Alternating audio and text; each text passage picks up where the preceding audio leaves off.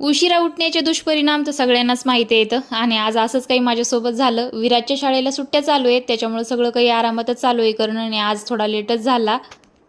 म्हणून नाश्ता न बनवता डायरेक्ट स्वयंपाकाचा प्लॅन केला आणि मुलांना लाडू दिले होते खायला सकाळी नाश्त्याला, म्हणून म्हटलं डायरेक्ट स्वयंपाकच घेऊ बनवून.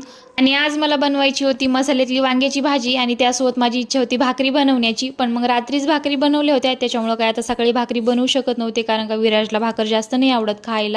म्हणून मग चपात्याच घेतल्या बनवून. आणि स्वयंपाक करताना माझ्याकडून अशी काहीतरी धडपड होणार हे फिक्स ठरलेलंच असतं.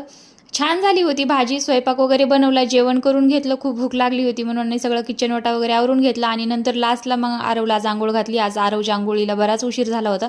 नंतर दुपारी कपडे वगैरे टाकले धुवायला आणि आमच्या इकडे लाईटचा खूप प्रॉब्लेम आहे. लाईट गेली आणि ज्यावेळेस कपडे काढण्याचा टायमिंग असतो त्यावेळेस मी सुकत घालत होते कपडे. आज खूप लेट झाला सगळ्याच कामांना आणि खूप छान दृश्य होतं, त्याचमुळे कॅप्चर केलं. आणि नंतर मग ब्लाऊजच्या कामाला बसले. एक ब्लाऊज होतं कटिंग करून ठेवलं होतं, थोडंसं शिवायचं बाकी राहिलं होतं, मग तेच बसले करायला. सिम्पल ब्लाऊज होतं, प्रिन्सेस कट 32 साईजचं.